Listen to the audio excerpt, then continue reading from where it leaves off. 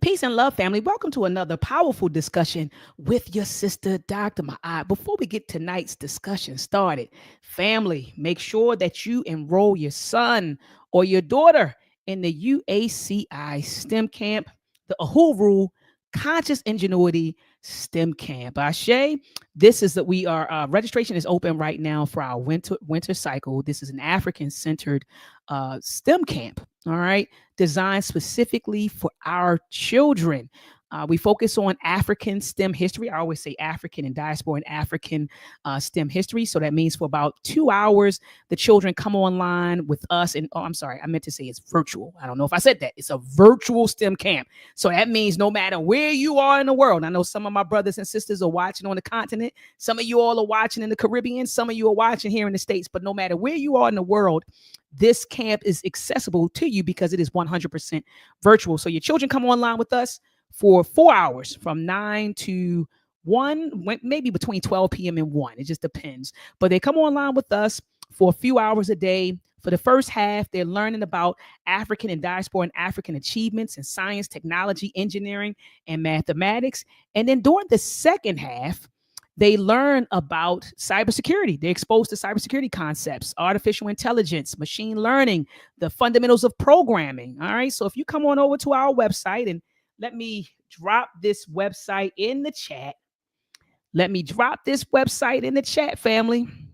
And I'm also going to put it on the screen, right? Because our people sometimes, Doc, I need to say it. I hear you saying it, but I need to see it. Okay. So if you go to uacistemcamp.com, come right here, click the register now button. Okay. And even if you miss the button, we also have other buttons throughout the website where you can register for the winter cycle of the UACI camp. And you can come here, family, and look at our graduates from 2024. We're actually getting ready to post our graduates from 2025. I'm sorry, the 2025 summer cycle, along with our instructors. And let's look at the instructors.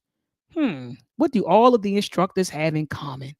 All of them look like the children whom we serve. Ashe? All right. And we're all qualified. In the top right corner, you have, man, my big brother. He's like one of my favorite Babas, Baba Amin, who is a master teacher. He's masterful what he does. He's a master teacher. I'm telling you, watching him has been an honor for me and also a privilege, and also even a learning experience watching him teach. Down below, you have Mr. Sean Gales. Mr. Sean Gales actually just recently graduated with his master's in education. And this is a brother who came from they say started from the bottom. Now we here. This is a brother that started from the bottom. And now he is in the classroom teaching our babies. To the left and to the right. To the left, you got Mr. Chaz Padella. He's one of my former students. He graduated from Morgan State University with a degree in electrical engineering, and he works for the Department of Energy right now. And to the right of Mr. Gales, you have Mr. Nasir Randall. He is a senior right now in electrical engineering at Morgan State University. So we are qualified to get online. We're more than qualified to get online to teach your children, our babies, our future STEM from an African-centered perspective. Also, family, when you come to the website, click on this video and listen to what the parents are saying about the UACI STEM camp. All right, I see my family lining up. I see the family lining up, man. Peace and love. I see Dante. Hold on. It says, is that Dante Ernest CJW? He said, I'm ready for this one. Peace and love to you, beloved. I see you in the building. I see my man Tim Jones is in the building. He said, my peace. Hope everyone is well mentally and physically. I see my Baba. That's one of my other favorite Babas right there. Baba Gregory Turns is in the building. He said, Hotep Dr. Ma'at, Bibi Fahodie, race first. Baba sending you nothing but love and honor. Hotep and Bibi Fahodie and race first to you. I see the number one moderator on YouTube. Sister Tiffany is in the building. Peace and love to your queen. I see, oh my goodness, my king is in here, boy. This is my guy right here, my African warrior king. Knowledge born our lives in the building. He says, a Bibi Fahodie, African warrior scholar. Dr. Ma'at, honors to you and your family. Let's share this live, family. Please, family, let's share this live. I see the sister Sherry Shabazz is in the building. This is my girl right here. She said, peace and blessings, family. I see Sister Myra is in the building. Myra said, oh, this is one of my supportive parents. Sister Myra, I talked about you. I talk about you and Sister Rashamella, one of my most supportive parents, just joined the chat. It says Logan is registered already for the UACI for this winter. Ashe, and I just finished talking about Baba Amin from the Uhuru Academy. He says, peace and power, family. Peace and power to you, Baba. I literally just had your picture up and I was singing your praises about the UACI. And Baba, look, I know I didn't call you about the winter cycle, but you know we do it in the winter. So I'm going to call you. I didn't put it out there like family enroll your children in the winter cycle. I ain't talked to Baba yet, but guess what? I'll have to talk to my Baba because he know that this is what we do. Peace and power to you, Baba. I see Brad Patterson is in the building. Peace and love to Brad Patterson. He says, sunny and warm, 84 degrees in the ATX. I am jealous. It's 54 degrees here in Baltimore, 54 degrees. And Baba just said, he said, we stay ready. That's right, Baba. Baba teaches his students that you stay ready so you ain't got to get ready. Ashe? Who else we got in the building? Daryl Aiken, Afan. I hope I didn't butcher it. Please forgive me. Brother Daryl Aiken, Afam, please. I hope I didn't butcher it. He says, peace, Baba. Afam from SBET. I think that's probably that may be one of Dr. Asar's people because I think Dr. Asar is live as well. I see who else is in the building. Rolando Didi, he said, peace and love, good people. Then I also see my family on IG. Peace to King Rich. I see you. Peace to Asar. I see you. Peace to I am Julius. I see you. Peace to the family. I see Travis believes. He just joined the chat. Peace and love to you, brother Travis. Brother Keith Proctor, peace and love to you, family. Let's make sure that you share this live. You see the title tonight, family. Night Rider's in the building. Night Rider says, certified salute, Sister Dr. Ma'ai. Peace and love. Salute to you, family. Family, you see the title tonight. It's called The Popularity and Danger of Fake Doctorate Degrees. And so this topic has been on my heart. It's been on my heart heavy, especially with, people being able to buy degrees online now and call themselves doctors. You got people who are presented with, honorary doctorates, from non-accredited institutions, and they running around. They want you to call them doctor, and we're kind of throwing this doctor thing around a whole lot to the point where it's so watered down. People don't even believe when you say you're a doctor. People are like, are you a real doctor? Like, it's to that point where people are like, yo, are you a real doctor? Or are you one of those doctors? And I'm sitting back like, no, dude, I got a dissertation. Like, no, dude, like, I'm really that. Like, I really actually graduated. Like, it's to that point where it's like everybody just, it's so they kind of water down that, and then just to add injury is an insult. It's insult to injury. You got the internet. And so people feel like, well, I don't need experts. Who needs the experts if you got Google and Chat GPT? So then you contending with that. So anyway, family, I've been thinking a lot about this. And I said, I really wanted to unpack this with my colleagues, and I'm going to bring them on to talk about this. Let's talk about, what is a doctorate? What does a PhD signify, right? What does that signify? What are doctorate degrees? Why do people get them? What's an honorary doctorate? Like, what does that mean? And then I'm throwing around words like, accreditation or accredited. What does that mean? Right. Non-accredited institutions, accredited institutions. And so I really want us to talk about that and in an intellectual way. All right. And so without further ado, I'll bring on my big brother, my favorite African-centered psychologist, Dr. Dennis Asar Winkler. I bring on my sister, Dr. Ayo Sakai. Peace and love to you, doctors. How are you doing this fabulous Sunday evening? Wonderful. Wonderful, Doc. That's it. No, I wanted to. I saw Dr. Sakai trying to say something. I was just trying to fill in and I was muted. Yeah. Oh, you were muted. Okay, sorry about that. No, I muted myself. No, I was just saying peace and love to you, Sister Doctor, Queen. I am so grateful to meet you. I'm so grateful for this opportunity. I met Dr.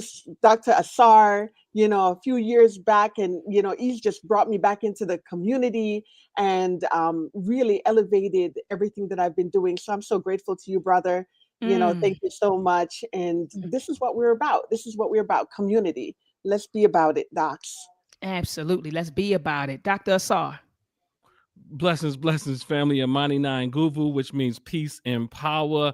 I'm so excited for this conversation. It is a long-waited conversation. I mean, we've been wrestling with this over the years, you and I. I think it's needed, and I'm excited about having it and sharing the platform with my two dear sister doctors, earned doctorates.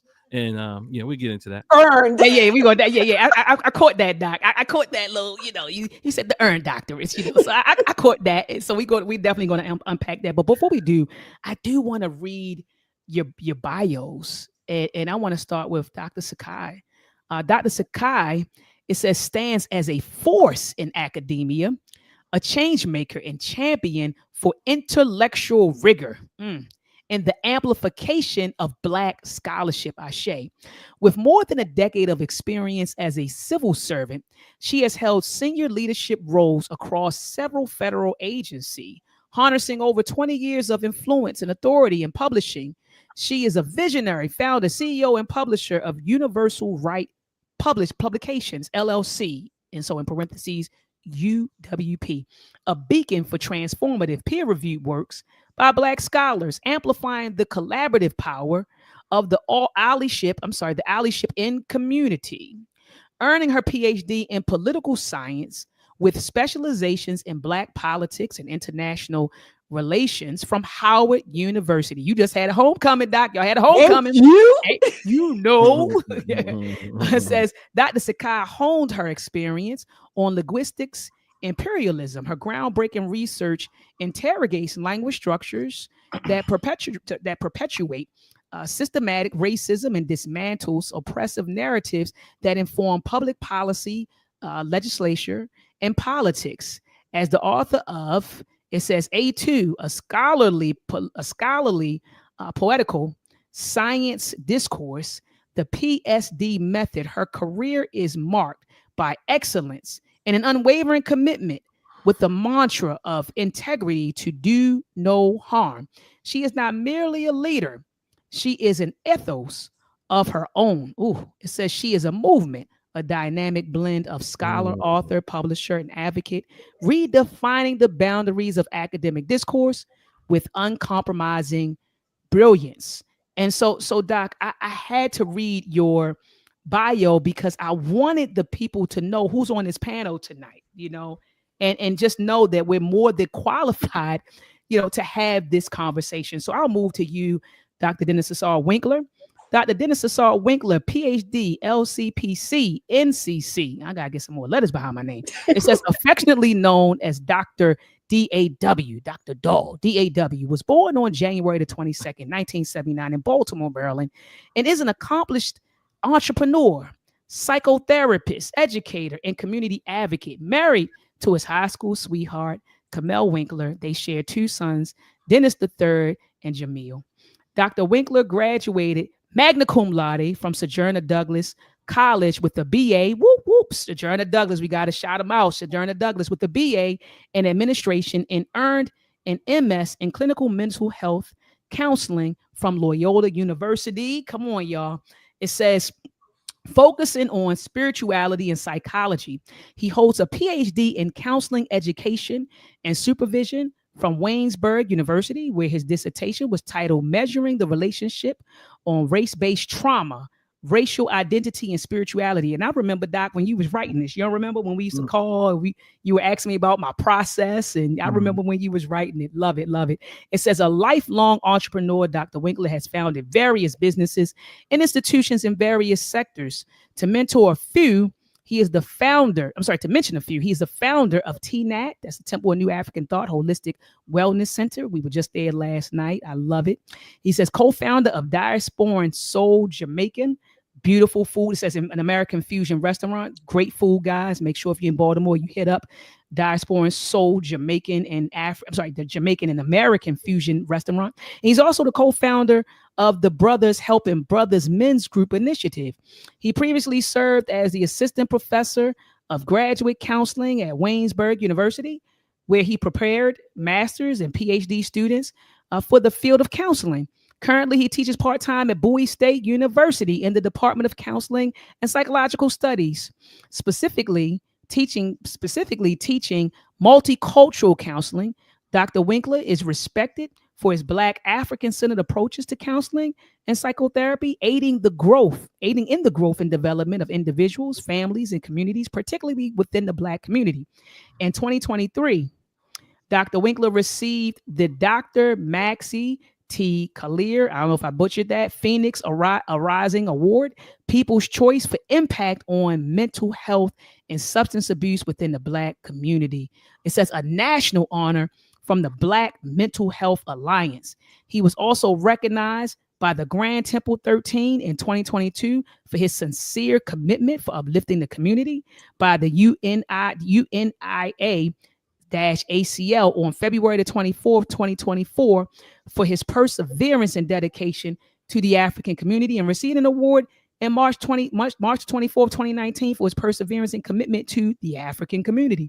Additionally, he received the Entrepreneurial Spirit Award from the Moore Science Temple of America, Incorporated, number 78, in 2008 in recognition for his achievements.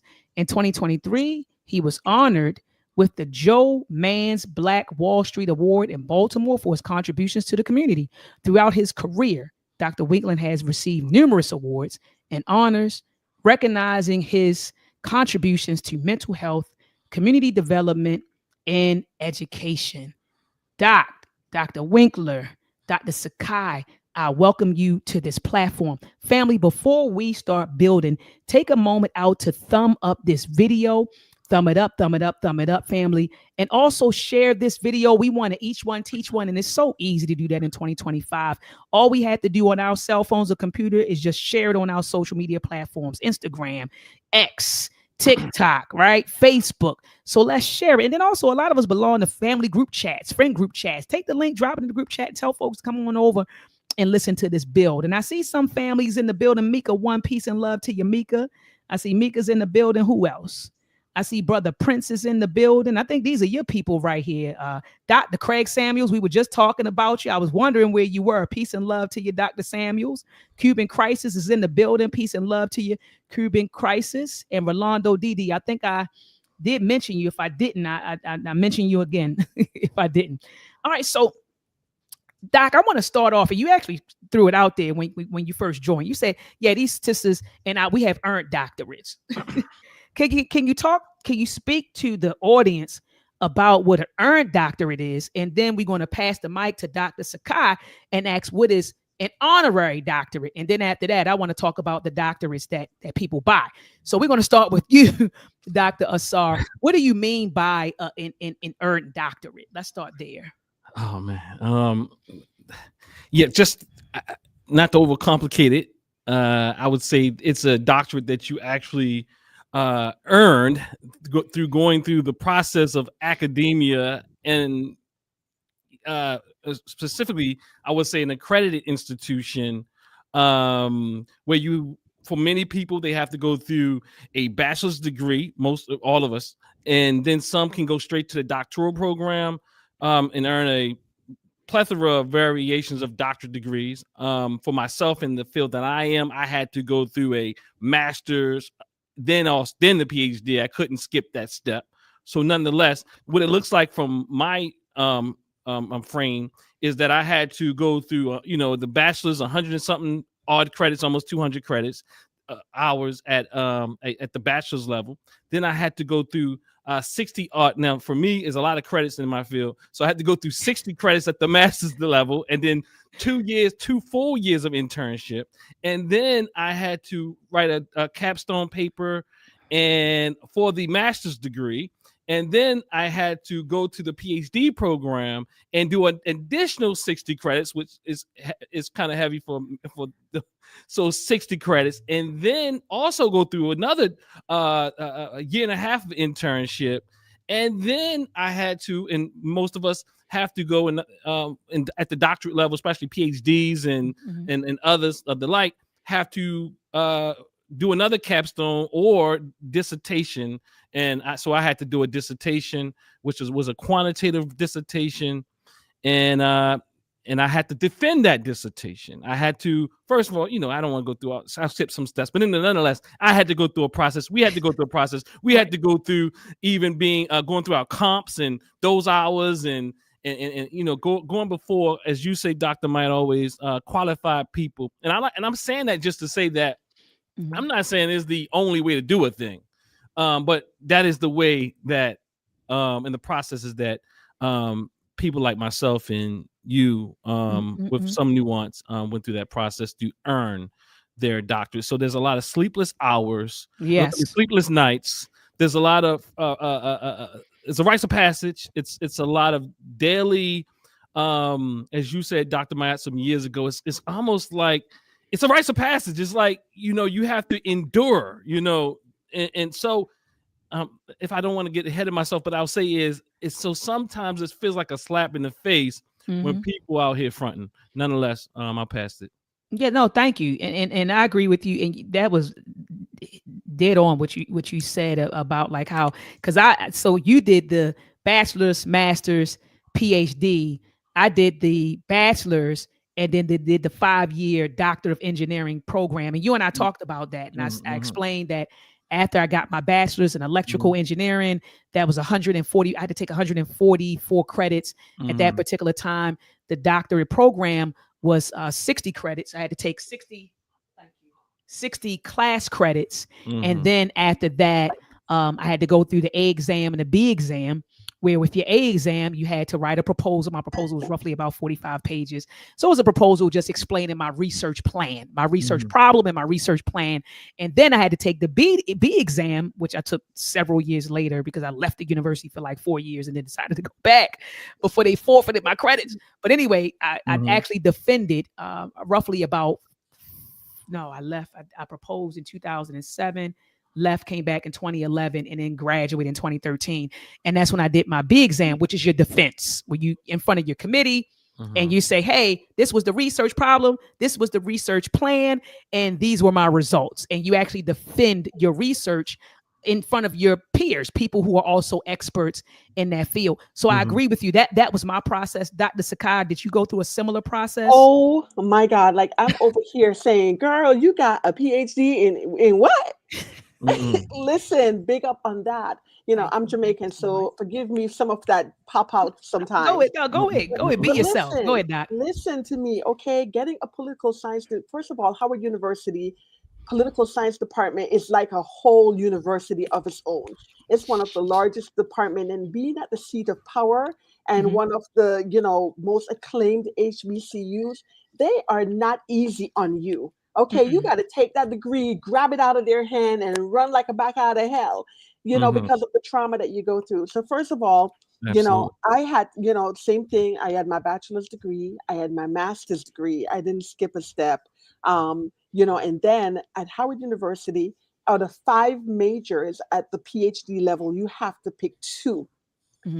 So then you have a written exam for each of those. So mine is Black politics. I think it's like Black politics, international relations, public policy, American government, and something else. I don't remember all 5, but my 2 are Black politics and international relations.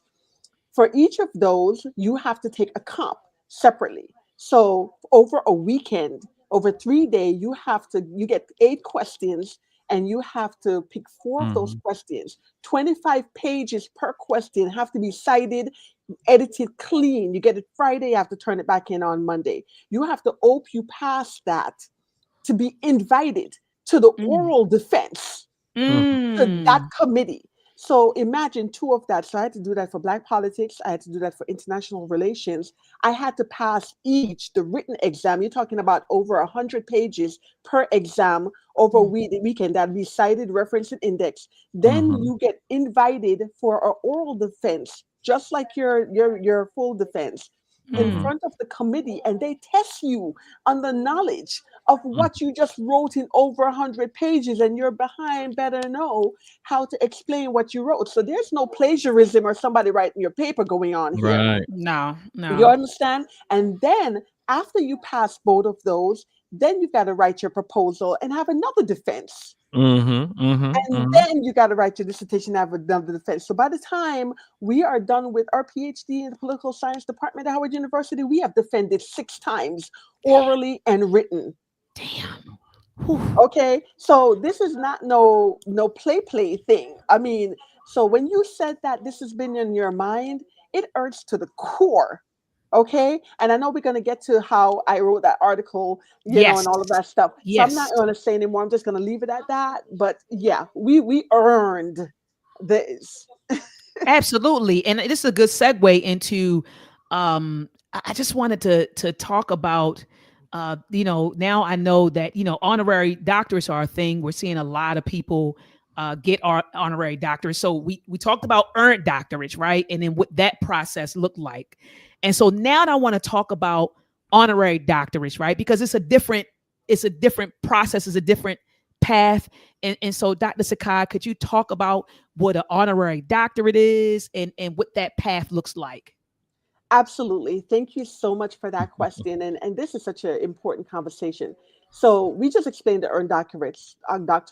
For the Yes. honorary doctorates, usually those exemplify somebody who has done tremendous work in our community, right? Somebody like Dr. Maya Angelou, right? I mean, this one has paid her dues in blood, sweat, and tears. She's given to the community. She is invested in the community. She has made our community better, right? Just like Dr. Martin Luther King, he has an honorary degree. Same thing, paid the price, died for it.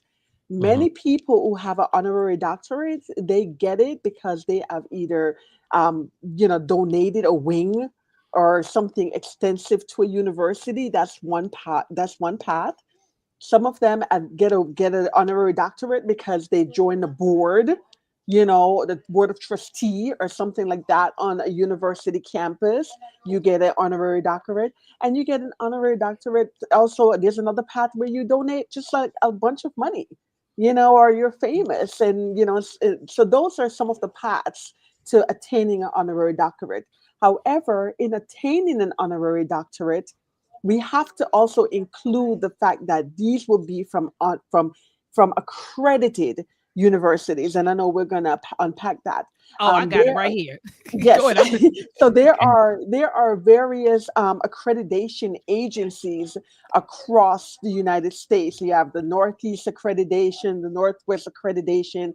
I worked for the Department of Education, so accreditation and stuff like that are something that we have to do. And when we're administering funding to a lot of university, you have to have met certain qualifications the same way we have to meet qualifications when we have an earned doctorate. So accreditation is really important. So when you get an honorary doctorate or an earned doctorate from an accredited university, that is a standard, a foundational standard where the expectation is that we understand the rigor that you have gone through and what process that you have attained in order to achieve that doctorate. So the honorary doctorate usually, those are actually considered doctors of letters or doctors of I think doctors of letters, because doctors of philosophy, doctors of political science, doctors of psychology, doctors of engineering, your degree literally say that. I think a doctor of letters then just becomes something like, okay, you are an honorary doctorate. And typically, you're not supposed to put that on your resume. You should put that under awards on your CV as an award and not that you are a doctor. Wait, I need you to back up a little bit, Dr. Sakai. So if you get an honorary doctorate, where should Mhm. it go on your resume? Under awards achieved. Under awards achieved, not under Yes, education. not Is that under correct? education. Okay. Okay. So it's an award, It's an right? Like, award.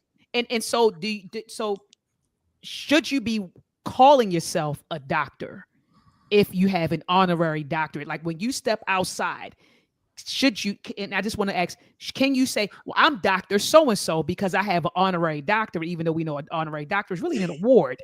right? It's not really your legal title at this point. When you have an earned doctorate, I tell my students, like, doctor is really my legal it's a legal title. It's your Like, legal it's not, name. yeah, It's it's my your legal, it's a part legal of my name. legal name, right? It's not just something like, it's a part of my legal name. Is it the same way for an honorary doctorate, Dr. No, Sakai? no, it is not. It is not intended to be so, right? So when you have an earned doctorate and you go for a job interview, usually they have what is your prefix, what is your suffix, and you can put doctor on there. If you have an awarded doctorate, an honorary doctorate, you're not supposed to put that as a doctor. You're supposed to put that you have an award under your awards, just as if you got the Pulitzer Prize is an award, right? Right. Just like if you get something like that, you don't go around saying Pulitzer Prize such and such and such. Exactly. You don't do that.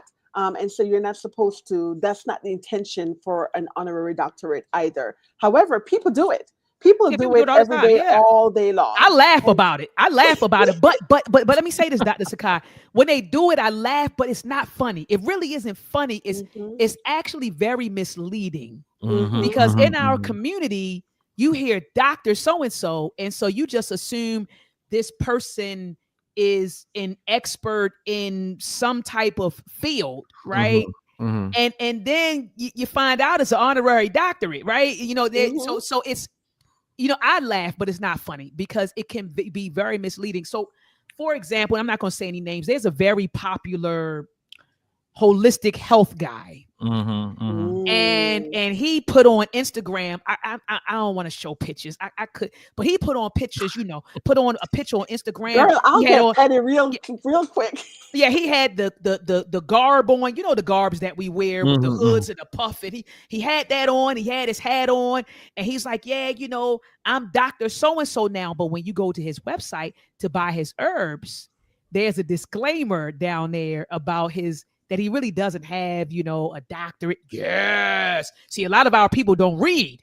They just see the cap and gown and the uniform. And he's like, yeah, I'm Dr. So and so. Y'all know who I'm talking about. Very popular brother. He's like, branding himself as the new, or promoting himself as the new Dr. Sabi. Y'all know who I'm talking about. But he put online, people under the in the comment section, go on, black man, congratulations. And then I looked up the university. I looked up the university, and it was Phoenix, non-accredited.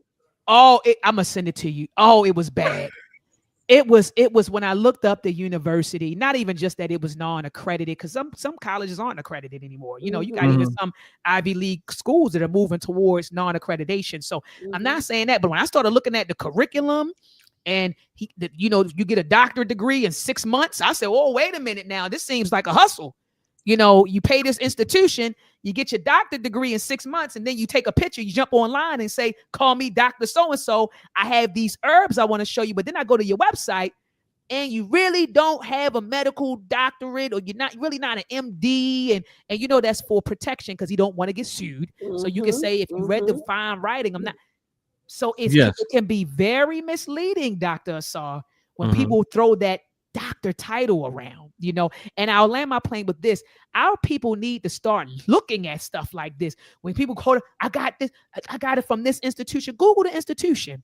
Google the institution that this person is saying they got it from, and do your background research. Because a lot of these people are claiming that they have doctorates, but if you look at the institution, 6 months, pay $1,000, and you get an honorary doctorate. You get an honorary doctorate or a doctorate from this program. All you gotta do is go to school for 6 months, and that's really been the hustle going on. Dr. Asar, I see you want to get in there. Oh no. I was just going to say, and again, it's not the fact, like, because in our community, and I'm always thinking about the mind. It's not the fact that we're saying, well, we got these doctorates and it makes us better than anyone or anything like that. The major point here is that, because I can hear you say, well, you know what? He don't need the white man stuff. So why does he have to lie? Why is he misleading? Because the problem is that he or she or whoever, they are misleading you. And in fact, I would probably put money on it that disclaimer came about later, because I looked at this person and I saw how they said they had a PhD in some what is it, biology or something like that. I can't remember, but it was some Oh, biology. wait a minute. You know, they're not even supposed to put PhD or EdD or MD or anything like that either if you have an honorary doctorate. It's Right. And supposed then to say doctorate of letter, a PhD, EdD, all of those exactly, designations are specific for but earned doctorates. but you have two things going on here right now. You have people who have what they're buying the degree through the metaphysical whatever, and then so they actually go through the process of whatever, submit a few papers, and they've earned it.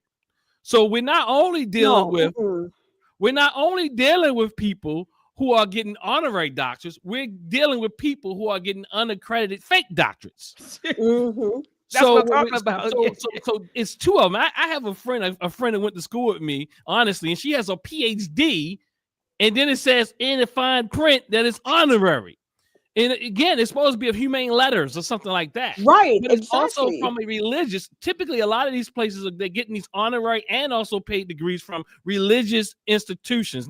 And these are not religious institutions that have some backing or whatever. It's not like I went to Loyola, right? So Right. that's a strong Jesuit school, right? But the thing is, we're not talking about that. We're talking about people like myself or anybody who will just start something tomorrow, and then they'll start giving out degrees. And it's okay. They'll say, well, it doesn't matter because it's the white man stuff. So why are you imitating and why are you mocking? And because my problem is not so much that is about the white man degree or not, is that you're manipulating our people and their minds with what you call the white man's degrees. They don't want. That they don't want. That they don't want. Hold on. I should have had my sound effect. Fire!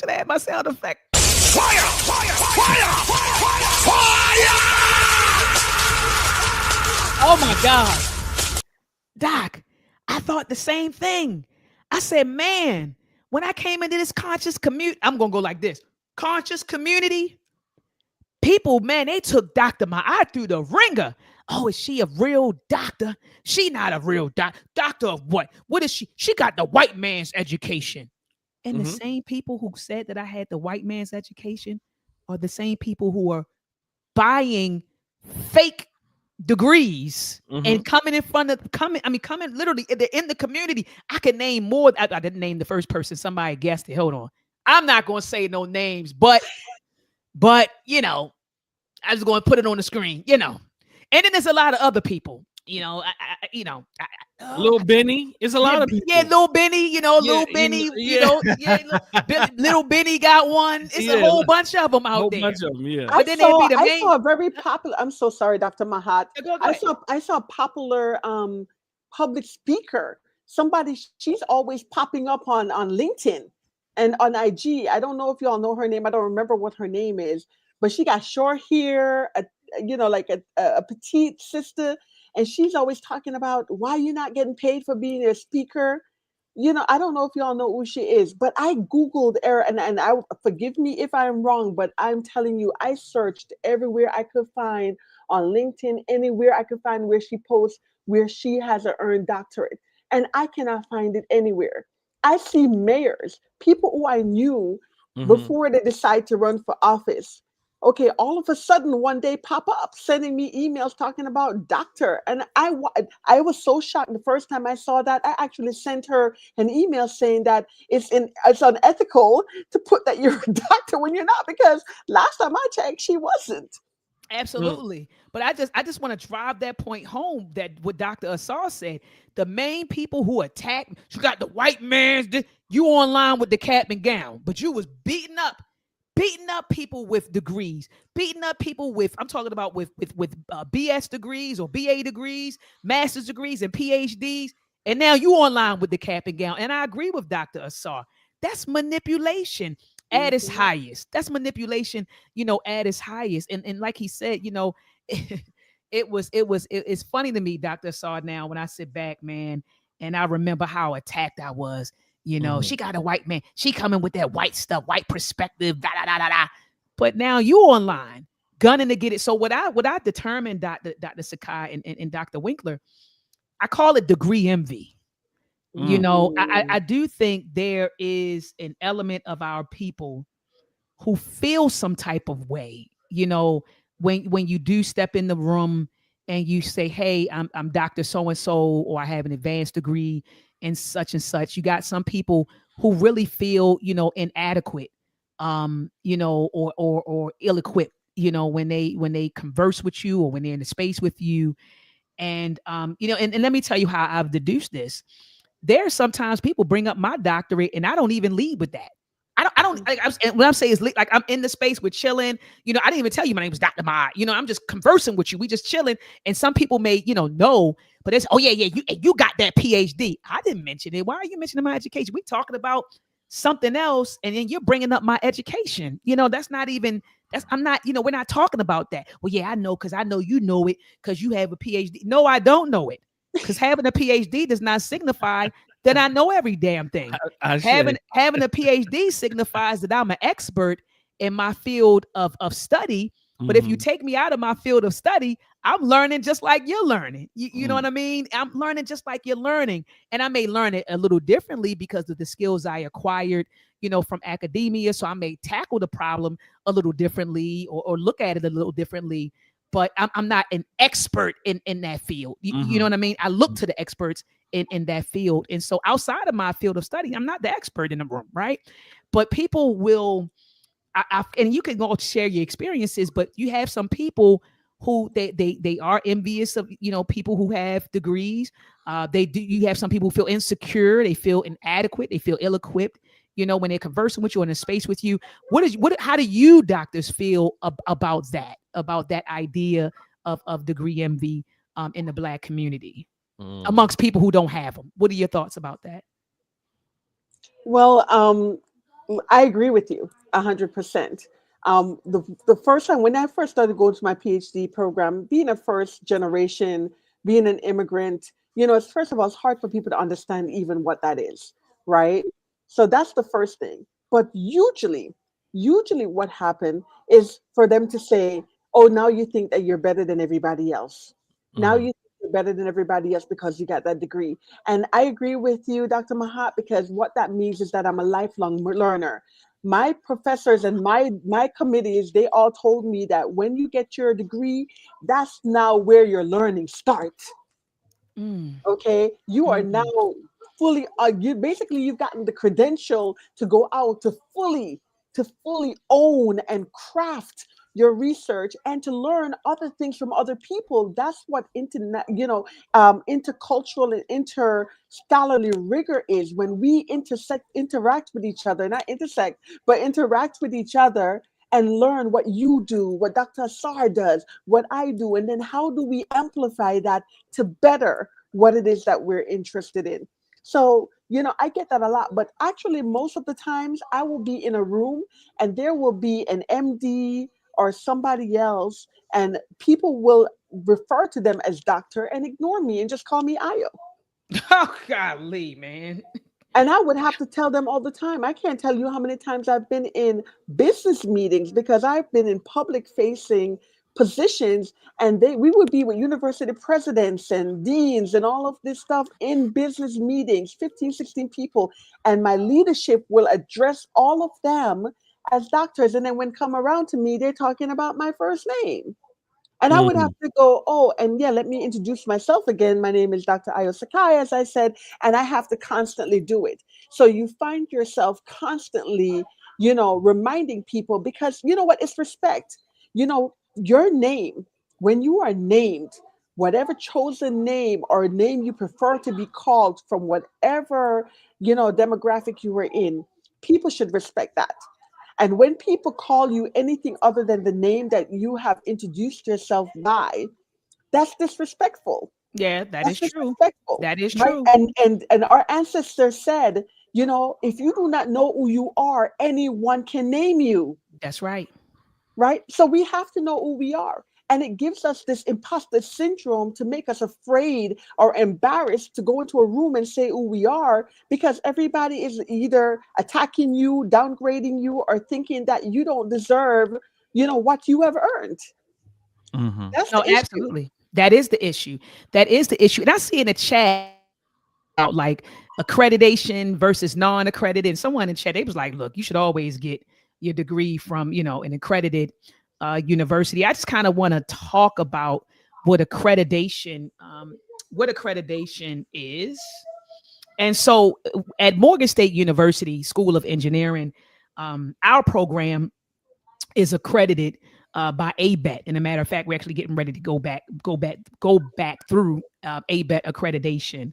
We're actually getting ready to go through the whole process. They're coming on campus in like November. We've been having faculty meetings to prepare. I'm talking about like since April, to prepare for accreditation, which happens every 5 years at our particular institution. So what is accreditation? So it says, accreditation is a review process to determine if educational programs meet defined standards, okay, or quality. I mean, that was a lot that I just said in that one sentence, right? Mm-hmm. That accreditation is a review process that determines if the educational program meets defined standards of quality. So that means when your school or your program is non-accredited, nobody's looking. People can kind of put together a curriculum, take your money, put you out there, print up a certificate and say, here you go. But when your program is accredited, it's actually gone through a review process to determine if your program meets specific standards, right? And in quality, the quality. So it says once achieved, accreditation is not permanent. It is renewed periodically to ensure that the quality of the educational program is maintained. Oh, there go that Q word, the quality. In the United States, I hear a lot of background noise, so I'm gonna mute some folks out.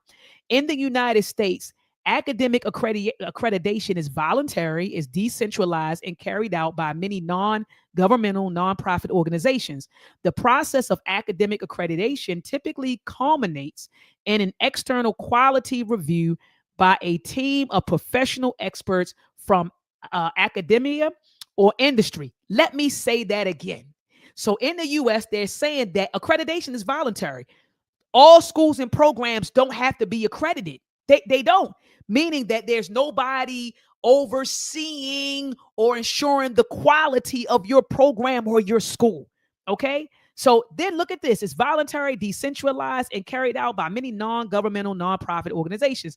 So the process, okay, it culminates in an external quality review. So other people are coming in, a team coming in to determine the quality of your program. So it says it's not only just a team, but a team of professional experts from academia, and industry.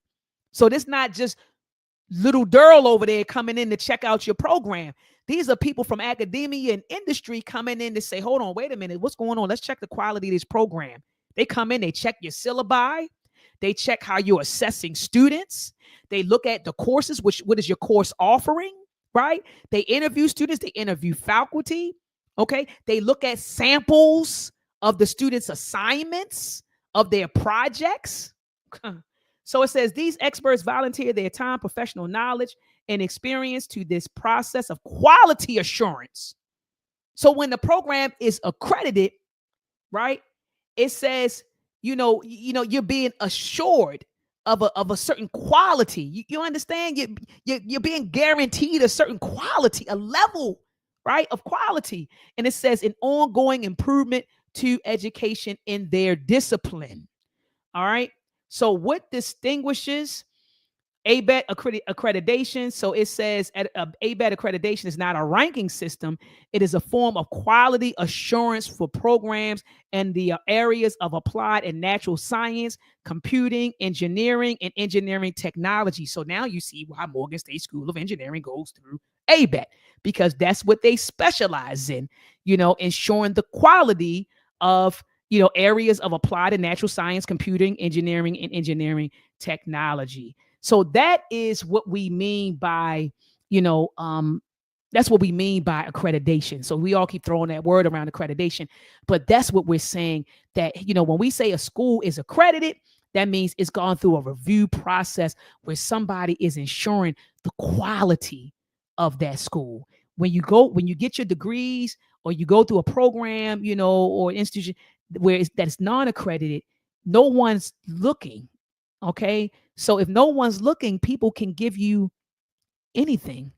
They can give you anything and say that this is an institution, this is the program, take your money, give you a certificate, and send you on your way. Okay. Doctors, do you want to chime in? You got to unmute. I know you all muted. You got to unmute. Yeah, I wanted to see if I could, and I appreciate how you broke that down. And again, just thinking about what goes on. So let's say you want to call it the white man stuff and all that type of thing. I want to then ask the question, what accreditation has Yaqui gone through? I want to ask the question of what accreditation most of these people who call them naturopathic doctors have gone through. And I'm not saying it has to be a Western accreditation. See, again, I'm not caught up in the Western thing, but what I am saying is, where is it? And we have to do it because these people are killing our people.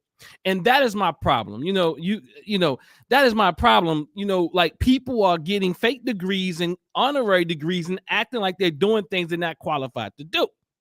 So the thing is, what accreditation do they have for whatever they're doing? And I just happen to be one who is also a clinician as well, right? So that means that my degree is also research and also clinical. So it's like a synthesis, right? Like, so it's merged. So again, I had to go through certain levels of accreditation and also licenses to practice. So again, where are you licensed to practice these things? I'm not even saying it has to be through the state.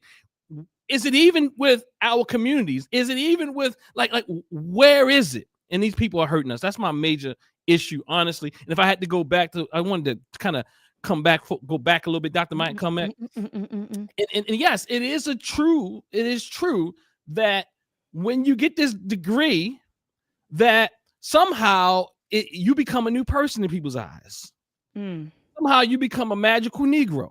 Pardon me, but what I'm saying is, they think so now. People who you used to relate to now feel like you're something different, and you're not anything different. But I do understand the problem. I do understand. It's entrenched and is etched in our culture that, especially in Black communities, to hate on one another.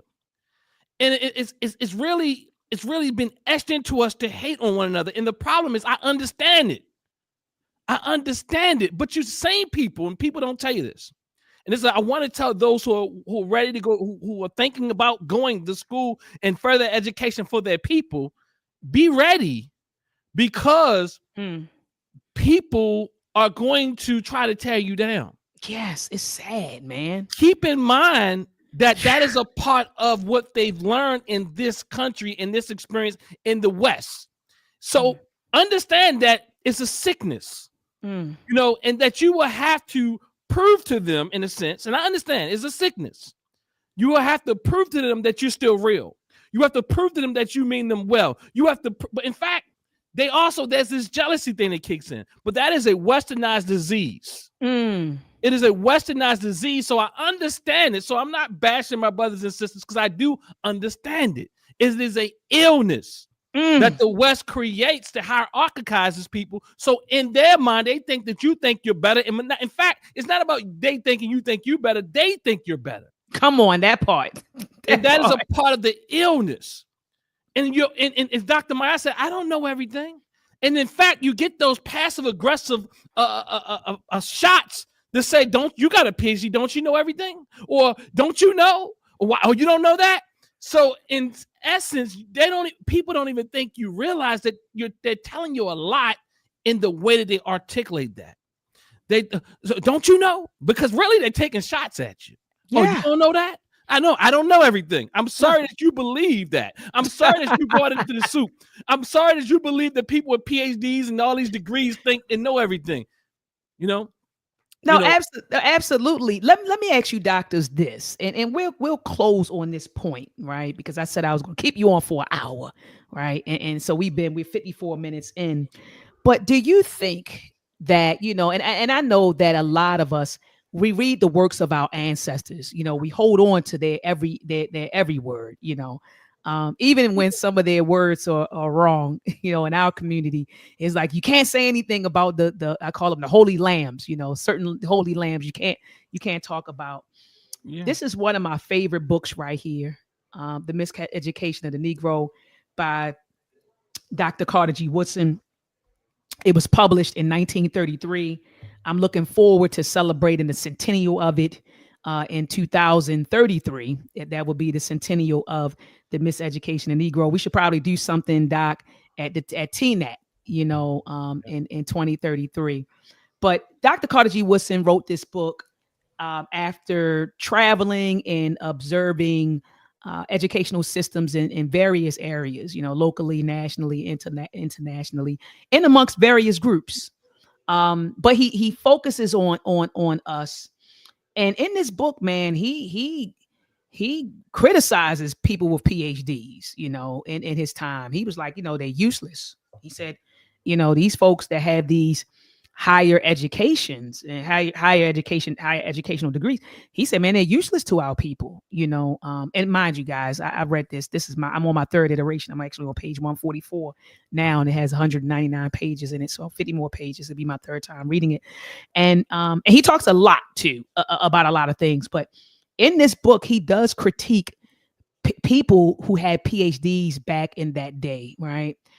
He talked about how, after, post-emancipation, there were two types of education that people were arguing that Negroes should get, right? Should it be an industrial education or should it be a classical education, right? So that's what they were faced with in his day and age. And we're talking about in the 1930s.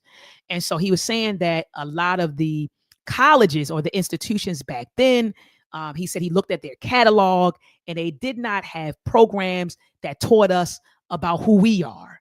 And he felt like PhDs who graduated out of these, he called them Negro institutions. He said he felt like they were useless to our people, right?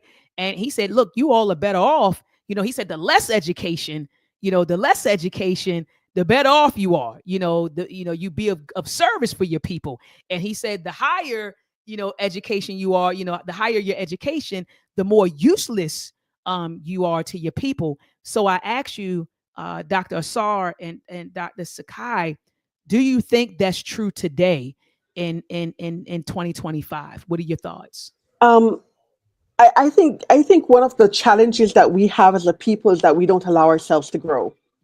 In the white, westernized European cultures, they allow themselves to make mistakes, fix it, change and pivot. Part of growth and part of becoming elevated and making our communities better is not just to stick with something and be static. We are not static people. We change and we evolve. So that argument really is the same type of argument with the talented 10th, argument that was going on at that time. But we have to look at things in context and we have to apply it what it is today. This is one of the reasons why my publishing company, Universal Right Publications, do what we do.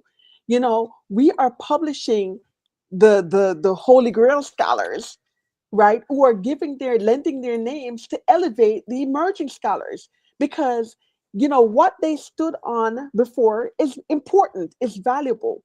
That's what we do with memory. Education is cumulative, so we grow from that. But there are people today who have voices and visions and knowledge that represent what we go through right now that we need to listen to and elevate. So we need to bridge that gap between the elders and the people who fought for us to be where we are today and the new generation of voices who are coming up with renewed ideas and theory and formulation of pedagogy that will impact what we're going through right now. So it's not a matter of choosing one over the other. It's about bridging the gap and realizing that there are things that's reality for us today that we're going through that the people in our past, our ancestors, did not go through, nor did they understand. And we will not understand what they were going through because we weren't there. All we can do is read about it and get the different perspective and context that they give it to us in. But we can learn from that and apply it. That's literally the mission of Sankofa, right? You don't repeat your past, but you grow through it and become better. And we as the Black people, we need to give ourselves the opportunity to grow. If we have criticism, it's discourse. That's part of education and the academic acumen, is to have conversations. We don't always have to agree with every single thing, right? But we do have to be willing to listen, grow, take from it what we can apply to today and become better. That's what we need to do.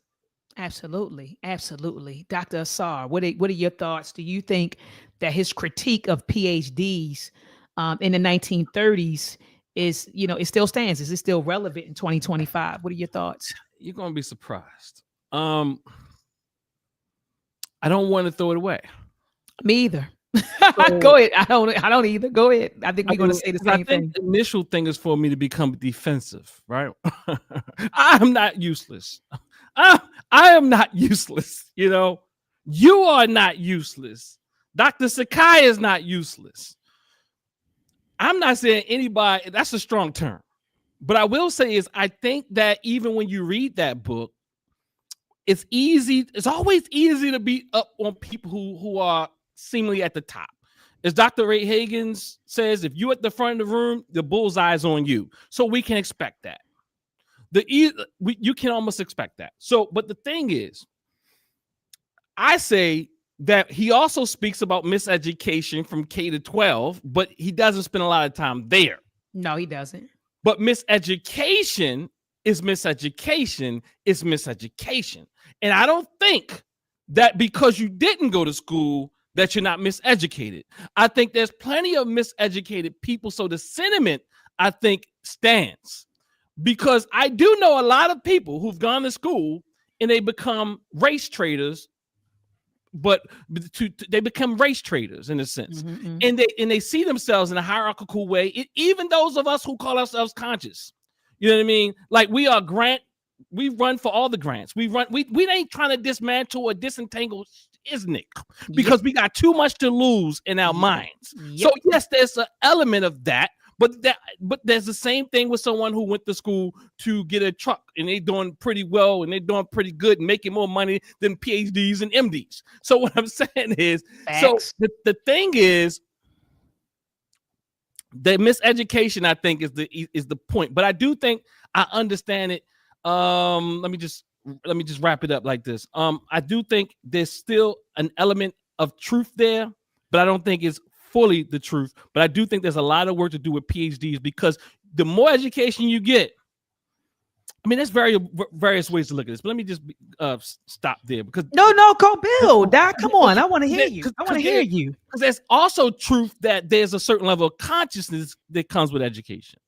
There's a certain level of consciousness, especially when we look at structural racism and structural all these different things and systems and all that type of thing that helps you understand theory and look at the world in different ways. As Dr. Jared Ball says that when you get your bachelor's degree, you pretty much think you know every damn thing. When you get your master's degree, you I know you know some theories and you realize you got some more to learn. He said, but when you get your PhD, you realize you don't know shiznick. Yep, that's how I feel. You don't know much at all. You're like, oh, it's so much to know that I'll never know. But I think there's some strength there, but also I think that there's an indoctrination in these institutions. And absolutely. I often speak about it. And I say that especially in the social sciences, especially the social sciences and in STEM and all those other things. There is indoctrination. There's in STEM, you're probably like, oh, everything has to make factual sense, and there's no thing outside of here, and it's only about what you can measure. And even in the social sciences, they try to do that as well. Well, we're going to do quantitative over qualitative. In fact, we say that qualitative is stronger, but all of us are doing quantitative because that is what will get you respect. That type of thing. But what I'm trying to say is this. I think I lost it, y'all. You were basically saying, Doc, just now that you wouldn't throw out his critique, because my question was, is it still relevant? And you like, no, I'm not going to throw his critique away. I think that in some respects it still stands.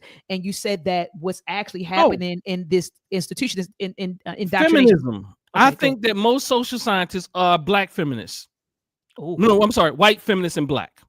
Ooh. I think most social scientists are white feminists and black, and I think most STEM people are more like right wingers who believe everything has to be measured, and IQs are a predictor of intelligence, and like it's like what I'm saying, like, oh, if it ain't hard, or if this ain't that, you ain't smart, like all that type of thing. There's no nuance, right? So what I'm saying is, it's really white men against white women if you don't watch yourself in academia. I don't care what school you went to, and even the blacker the school, the more likely you indoctrinated. Oh, that's a fact. Golly, I ain't gonna keep on using my fire symbol yet. Golly, I'm up here looking for the fire symbol, Doc. But you said in academia is really white men versus white women, and what you mean by that is the ideology, basically. And then we're just kind of in it, like we're just exposed to it, indoctrinated by it. You can't say nothing. When you're in academia that you want to say something more, but then when you go in the classroom, you're like, oh, this don't go with the white liberal points, or this don't go with the white we might not call it white right wing points, but it's truly that when one is better than the other. We doing all these type of things. We have these compartmentalization going on, that this is true science, this is fake science. You got all the things going on. Yes, this is part of the miseducation process. Yes, absolutely. Yeah, but go ahead, Dr. Sakai. No, I was going to add to that and say this is why when we get our degree, we're just becoming learners. Absolutely. That is the point that I was making earlier when I said that, as soon as you get your degree, you've now gotten licensed to continue learning. We have to be continued learners. And to your point, we cannot throw away everything, but we've got to build on it because we have new information and new voices. And again, right now, you are right. I think Dr. Donna, there's one that I forgot her last name right now in this minute, but Dr. Donna, she called it Negropeans and scholarship. They are. I say it all the time. Negropeans. Absolutely. Right. All the time. Because we are, like you said, indoctrinated, but that's the difference between finding community and finding the village, where we are actually African-centered, Afrocentric, and we have a foundation grounded in the knowledge of something beyond Eurocentric knowledge. Absolutely. Right? That's the whole point of the talented 10 and knowledge exportation. We were never given these PhDs to be about and for us. We were given these PhDs and these terminal degrees for us to be accomplice for their mission, whatever it is. So we circumvent that when we actually become authentic and become about our people, our village, and our community. And that's when we become dangerous, because then we start learning in a different way and shifting and moving in a different way. And then that's when the hate really comes. Absolutely. Absolutely. Go ahead, Doc. And I think that there's some truth that in the elements of society that don't feel like they fit in, it's likely that they will be more prone to what some will call revolution. Now, the problem I think happens is when you believe and you do not also realize that there are those in academia that are also your allies, your not your allies, your family. You know what I mean? Just because you went there, look. Even when we mean well, I'm saying when we have certain levels of education, even when we mean well, we have to, as Bob Imhotep said when he was in my class a few weeks ago, is that we have to interrogate what we think and why we think and how we think, because there's all types of indoctrination in us. Absolutely. And I always go to Kimberly Crenshaw. I really like literally intersectionality and all these type of things that we think sound cute. But the reality is we don't realize how divisive that is. Yes. We don't realize, like, it seems simple, but it's not that simple, because these type of frameworks that are so supposedly black, and I'm not saying there's no utility to them at all, but the reality is they sink in to our sisters and brothers and short people and tall people and midgets and whales and like whatever, furry people and all the people, all the different identities. I'm sorry, I'm not being funny. I'm just being reactive. No, absolutely. Honest. That the reality is that everybody's fighting against everybody and missing the target of the grand musician called white sickness. It's the white the psychopathy of Yes. whiteness. Yes. Yeah. So what's the solution, fellow doctors? I mean, like, how are we gonna deal you with want to get this? to the solution, huh? Well, You listen, interviewing now, huh? listen, Yeah. No, we can't. Let's get to it. We got to close out with the solution because she wrote a whole. She wrote an article about this. But yeah, Right, so good. go ahead and talk about the solution. No, That's that's what I'm asking you guys, because I mean, like, the reason why I wrote that article is because I got frustrated.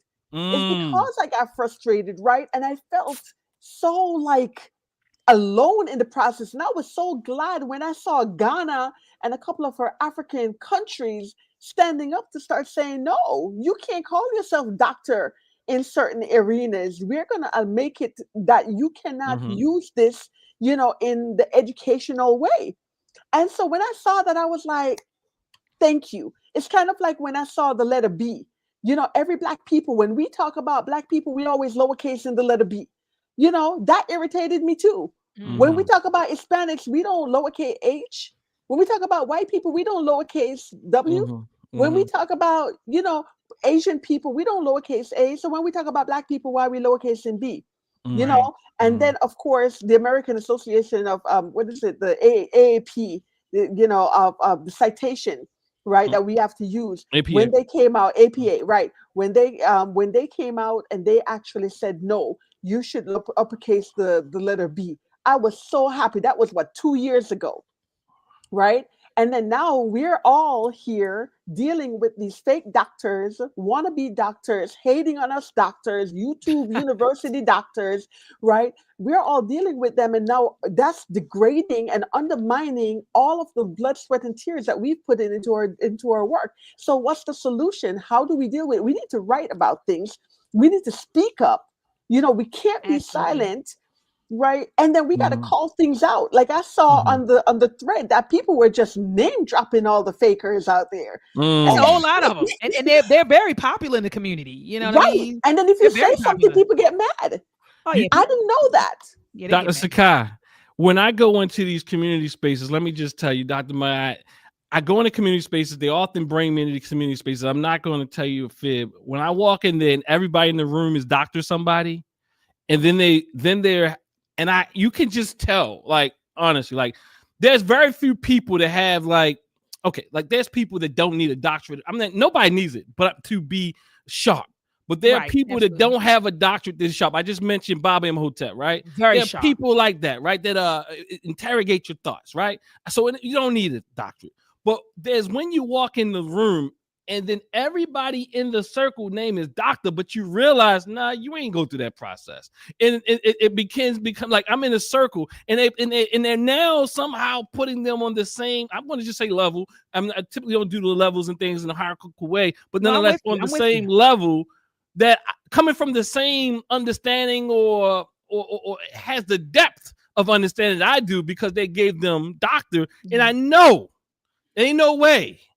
I can tell with the first sentence that you formed and the way that you formed it. Not even the word and the subject verb agreement. I'm talking about just the idea, the way you're thinking. It's just not. You wouldn't have made it through. And it's interesting because you can learn from children. I meet young people all the time, and I'm thinking, "Dag, look how brilliant they are." I mean, they are farther than where I was when I was their age. You can learn from old people. You can learn from. I've met some brilliant thought leaders and change makers that don't have a degree. So to your point, you don't need it. But if you did not earn it, why are you claiming it? And that's all I'm saying. Issue. That's my issue. That is my issue. That right there, Dr. Sakai, is my issue. Let's not pretend. Let's not present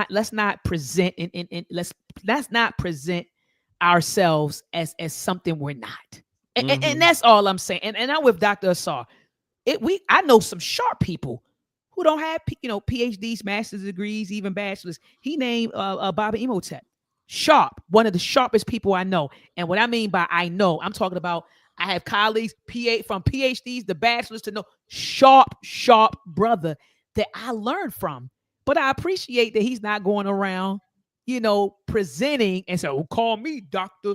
Imhotep, and he's just being himself. He's being an educator, a community activist, and leader, and father, and husband, and so he stays in his lane. That's what he does.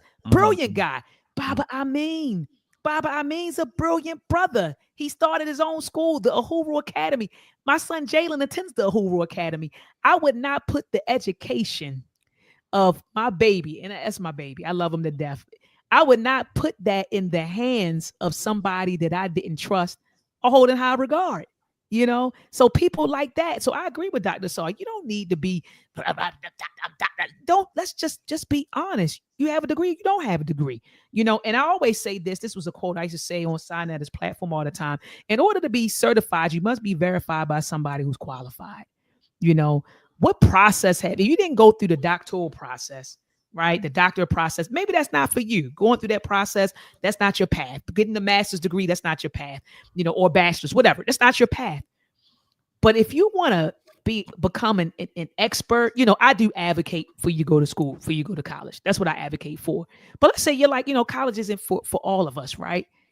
Before you say that you are expert, my question is, who have you studied under? Back in the day, there were such things, and I don't know if it's popular today, but apprenticeships, right?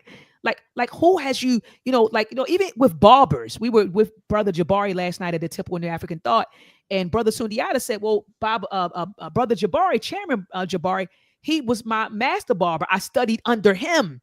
So what is your I'm not saying that it all looks like, going to a university, right? An accredited university. But, who have you, if you're saying you are expert in said field, what books have you read? Who have you studied under? Go ahead, Dr. Sar. What you about to say? I want to throw something else on the other side, and then I'm hearing Dr. Sakai talk about the solutions. But another pet peeve I have is this thing that, like, for example, everybody can respect that the 7th degree black belt earned the black belt, and that they are an expert in that. There's not much debate around it. No. Everybody understands that even the barber. I'm not going to debate with the barber because they went to school and learned the chemistry and all that stuff they had to learn about haircut and cutting hair and all the different things. I will be foolish to be debating them about that. I don't know anything about it, even though I come from a family that has done that for more than multiple generations. I don't know that. I don't know the science of that. I don't. And I'm saying science in the real sense because they do have to study chemistry and all that type of thing, right? So the thing, I don't know that. Everybody, but most people respect that.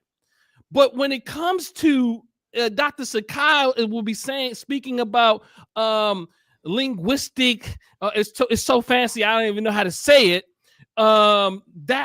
She dedicated her life to this thing. She's, she can explain it a little bit better than I can. But what I'm saying is she's an expert in that. But we want to not even sit down for a few minutes and just say, all right, let me hear you out. But instead, we want to argue with you as if you understand. So example, it's kind of like, cab drivers. Cab drivers have a mental map in their mind of cities in like nobody else has, because they know them in their heads. Then if you're not a cab driver and you don't drive as much, little paths and things like that, but you don't have this amount. It's like your circle is like this, it's smaller. But when you become an expert, you have so many. It's just much wider. Even if you're wrong, you can make yourself sound right. Because other people don't have enough information to even fight you in a real sense. But people who don't go through what you've gone through and want to debate you about things they have no ideas about, when you get PhDs and even MDs or any of these Ds, I used to say, I get sick and tired of people with the DVD and CD degrees. You know what I'm saying? But they don't have DVDs and CDs anymore. But what I'm saying is, but in not just the PhDs and all the other rest of them, but what I'm saying is, I think we need to respect those of us who go to school and fight for us, especially us who are practicing these more African-centered frames in these communities. We're not in the communities that we're serving. they least likely respect us. In fact, what they will do, and it troubles me, because they will least likely express us who dedicate our life to the African-centered walk. But then they'll get these people who are sellouts and these pseudo African-centered folk. Let me say that again. Kobe Cambone was very clear. Yes, he was. Pseudo African-centered folks, and they do some good work. And there's even under pseudo. So the more pseudo you are, the more likely you're to get popularity and fame. And now you don't compete against them, where you're sacrificing your academic body of work because you want to liberate our people. And somehow they think that somehow because these people are put on platforms that they are more special than you. That's true. And to your point, though, you know, one of the things that people don't, one of the things that people don't understand is that, you know, when you have earned your degree, you're also accountable to your colleagues and other scholars, because people will hold you to the integrity of your work. Absolutely. When you haven't earned it, you're just going around running your mouth and saying anything. Like you said about accreditation, there's a level of kind of accreditation among us. Like you said, Dr. Mahat, you know, who have you trained under? Who validates your work? Yeah, who validated it? Right. That's the whole point of citing people, right? When you do your research and your writing. I wanted to say really quick about the guy that forced me to write that article, because this is a brother that I met hold on one sec, Doc, before we get that, because I want to close on that note, because you just made a great point when I said, well, who do you study under? Now, I always ask my students this. I ask them, because people say, well, Dr. Mott, you know, it's nothing wrong with being an autodidact. It's nothing wrong with being self-educated. And I said, no, it's not wrong. Nothing wrong with, you know, you educating yourself.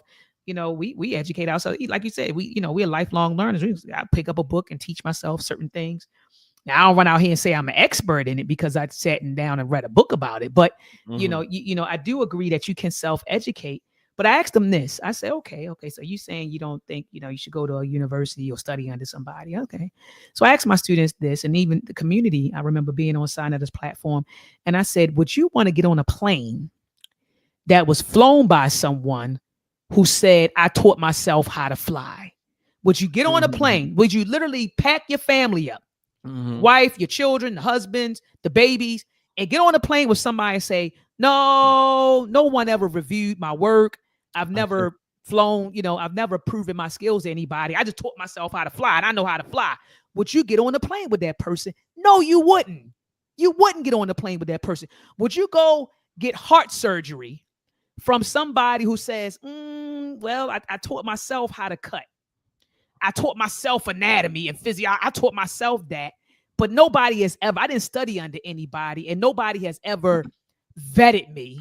I just know how to perform surgery on your heart or your kidneys, you know, or your kidneys. Would you get surgery from that person? Would you even go to the damn dentist? Even when you go to the dentist or the doctors, you see their degrees on the wall. Would you trust somebody to go in your mouth and do oral surgery, right? Give you a root canal, and they just say, oh, I taught myself, but nobody ever, you know, I didn't study under anybody and nobody ever vetted me. Come on, y'all. Same thing with degrees. Any expert, any field of expertise, you gotta study under somebody. You gotta make sure that people get vetted. I wouldn't even feel comfortable going to the doctor's, dentist, or whomever, and I wasn't, and the person didn't go through a process where they were taught and vetted. I don't feel comfortable. Go ahead, Doc. I'm sorry. Sadly enough, Doc, the people that are in our African-centered spaces will say, I would trust a natural path over the DD degree or the MD degree or the doctor of dentistry, or many of them literally will go with I'm sorry to say, I've just got to throw it out there, Dr. Sebi. Like, I don't know how many people, I'm just going to be honest, because I work with people every day on their mental health. And they literally will prefer to I had one client, and this is multiple clients. I'm just give you a composite client that literally said, I am not going to do my, what is it called when you get dialysis anymore, because Dr. Sebi said all things can heal themselves. You understand what I'm trying to say? So that's saying you get if your cut your finger, it can grow back, or you do this, that can happen. And so this weird type of theory And we really believe these things. So lots of us, believe it or not, because of the trauma that we've experienced in this country, we're so against and so traumatized by this society that the very things that can help us, we often don't deal with.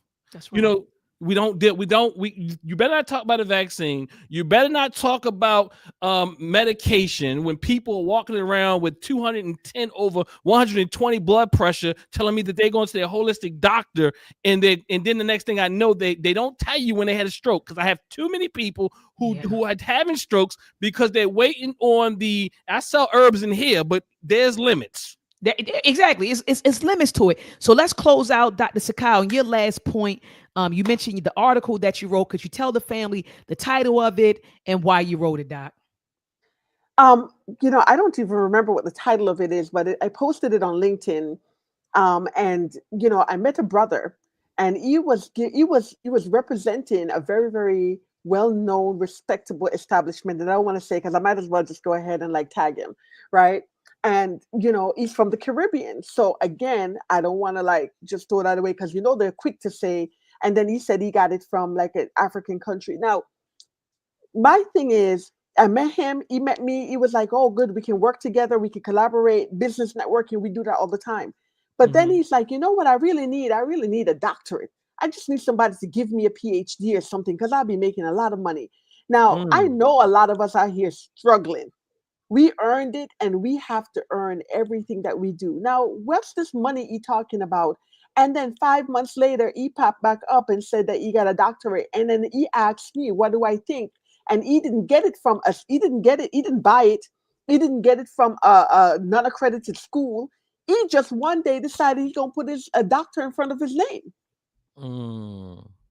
He just decided. So then that's now a whole nother level. So my thing is, don't talk to me and don't ask me to validate, because he was trying to get me to put my name next to his, on a professional program that he was trying to pitch to me so that it could validate him. I said, no, I work too hard to do something like that. So people need to understand, as far as solution, I really think that, the social platforms like LinkedIn should really have people. If you say that you are a doctor before your name, you should really put your schooling and your education where you got it from. Because your network is going to validate it. Because if you name a school, guess what? You're going to have to prove it. If you name, then other people from that school are going to come on and they're going to sign you. You can look at somebody's profile and you will see if they do it. And then again, like you were saying, I just want to say really quickly that there are transferable skills. Dr. Mahachi made a good point. Some people say, hey, education is not for me. I don't need to go to school, and that's okay, right? But I do also advocate for school, even if it's just to get a bachelor degree. It could be in basket weaving, because I tell young children or young people that there are transferable skills that you get from going to school that you don't get anywhere else. People ask you, what's your 5-year goal? Where do you see yourself in 5 years? You go on a job interview, that's what they're going to ask you. Listen, you could start something and finish it. You started a bachelor's degree program and you finished it. Are you team oriented? Yes. You do classwork, you do work with your classmates. You're team oriented. Are you project oriented? Can you start a project and finish it? Every class is a project. So I tell people they're transferable skills. You have to navigate circumstances. You got to, basically negotiate with your professors, negotiate with your classmates. You are learning transferable skills and building a network in a way that is safe and give you a platform to evolve and grow. So even if you don't want to go to school, that's okay. But just to understand that you do get something, because people like to say you don't need a degree or a degree's worthless. People like to say that too. So I like to put that out there. Doc, you on mute. You're on mute, Doc. I'm up here talking to something. Absolutely. But anyway, Doc, let me drop a bomb for you all. Hold on. Gotta do. He's getting ready to come up.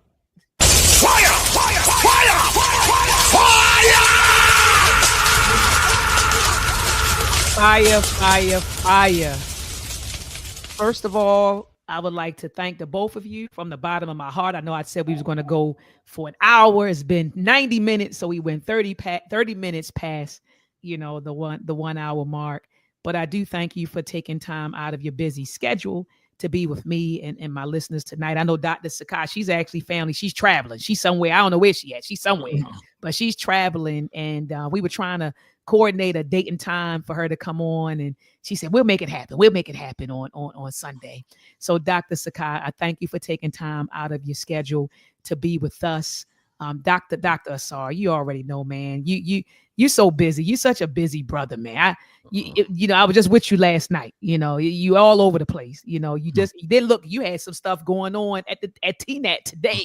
But still, you hopped on here, and even the wifey. Tell the wifey I said thank you, because he's like, I don't know. He's like, I don't know. We're gonna make this happen, Doc, at 7, because I got a wife, and Sundays all day. Wife. I just gotta make it up to my wife. Yeah. So I, you both could have been, somewhere doing something else, but you were here. You were disseminating great information to the listening audience, and so I thank you from the bottom of my heart. Dr. Sakai, do you have any closing words for the listening audience? I just want to say to you, sister, I don't know how comes I've never heard your show before. Oh, I'm wow. gonna get on Dr. Asar, because he's been giving me and dropping knowledge all over the place. But And he never put you on with me, huh? But you know what? We got to give him credit though, because he put me on this time. Because he's the one that was just like, you know what, sister, I know another powerful sister. We need to be about this conversation. We need to be about it. Let's talk about it. And I am so grateful to meet you, to be in community, to know that you're about down the street. You're down the street from me. Like, what up? Like, how comes I didn't know this? I just want to thank you all. And please, no apologies about the time. I would stay on and talk another hour if you wanted to. I mean, like being in community and having that validation, this is how we continue to learn and grow and edify ourselves, so that we can pass on the right information and truth. And networking to find out who can help who. Like, I know I can't do what you do, and I can't do what Dr. Asar do, but somebody asks me, I can say, hey, you could go talk to my sister Queen over here. You could talk to the brother King over there. That's right. So I'm just so grateful to be in community. Thank you so much for the platform, for the space, for your powerful voice, sister. And you as well, my brother. Thank you so much for having my back, for calling me my name in rooms that, I'm not in. I'm grateful for you, and for you both, and for your listening audience. Yes. Yeah, for you brilliant people out there, who are thought leaders and change makers, who are down for the community and down for the cause and just want to do things the right way. You just want to be authentic. You just want to be validated for what you have earned and what you have done. You're not trying to like walk into somebody else's lane. I celebrate you. I am grateful for you. The children are looking to us. There's a next generation. I mean, things are hard right now. Yes. But we're going to make it when we stick together and we're authentic and we stand in integrity. So thank you so much. Ashe. Dr. Asar, closing words. I'm lost for words. I will say though, I appreciate sharing space, sharing the platform with two beautiful sisters. I just be honest with you. I say, it's nothing like a sister, an educated sister. I'm not typically afraid to like have intellectual spars with people. But when it comes to a sister, it's something about sisters is just a little extra, and I think I'm pretty good. You know what I mean? You are, you're great. But I'm not typically worried about too many people, but sisters, when y'all go in. I appreciate the brilliance, the beauty, the boldness, and I like to say that don't get dismayed by the illusions that the society paints for us. As Dr. Sakai said, I am a proponent of education, whether that be, I think we need well-rounded educations, right? Yes. You can do that in school and out of school, but specifically there is something I even told my children, I said, look, I just want y'all to if y'all don't even finish the daggone thing, it's something about it that, look, because that's what happened with me. I had gone back, because I became a business person. So it's something about it that opens your mind up in different ways that many times you won't find easily. So I do appreciate Dr. Sakai. I want to have you at Boy, since you ain't too far from Boy. I wanted to bring you to my class next semester. Dr. Maya just came last week, family. Yes, and loved it, and She thoroughly loved enjoyed it. myself. She was up in there, like I said, Dr. Maya. They said, and Boy, you can. In my I didn't get an department, invitation. I wanted to hear that. I didn't Oh get no, an you invitation. coming? You coming? You No, I coming? wanted to hear Dr. Mahat. I wanted to hear her. Oh, well, next time I'll tell you about it. I'll tell you about it. But yeah, you're also coming too, right? But nonetheless, I like to say, blessings, family. Thanks, Dr. Mott, for doing all that you do. Being beautiful, bold, and brilliant. And sharing the knowledge and information, because again, family, this is what I was going to say, is that we need warriors and warriors in these academic streets, because they're hard and it's a serious battlefield. Yes, it is. And our people are misled. Dr. Myatt came up in the battlefield last week, batted up and knocked it out of the park. Bob Imhotep came in, batted up and knocked out the park. And it's always a threat to the system when you do that. So you have to be bold. So family, be bold, be beautiful, be black. Blessings. Ashe. And that family, I thank you all. Dr. Sakai beat me to the punch, but I thank you all for tuning in. Could have been somewhere else in these YouTube streets, but you was right here with your sister, Dr. Ma'at. Family, before you get out of here, thumb up the video, thumb it up, thumb it up, thumb it up. Also, share this video. We want to each one teach one. So share this video on your social media platforms, Twitter, well, they call it Twitter no more, X, IG, Facebook, share this, even Threads, right? Share this discussion. Also take the link, drop it in some family group chats, right? Some friend group chats, and let's spread the word. Let's each one teach one, family. And lastly, make sure that you subscribe to my YouTube channel, hit the notification bell. So as soon as I go live, you will be notified. I see some folks are watching on IG right now. My IG family, go to YouTube right now. Type in Dr. Ma'at. Subscribe to my YouTube channel. Join me over here so I can put your comments on the screen. I see a lot of you all were engaged on Instagram. You put in comments, but I can't share them on Instagram, right? Or from here on Instagram. So come on over to YouTube, drop a comment, all right, and subscribe. Family, please I got an announcement. I won't be here next Sunday, right? I will not be on next Sunday, but I will be on November the 9th. So join me back here on November the 9th at 7 p.m. Eastern Standard Time. And lastly, before we head out, family, I'm going to drop the link in the chat. Make sure that you head on over to the UACI STEM Camp. Enroll your child in the winter cycle of the UACI STEM Camp. All right. I talked about it at the beginning of this video. Okay. Click on that link. Not subscribe. Goodness gracious. Click on the link and register. Okay. Register your child for the winter cycle. All right. Peace and Black African power.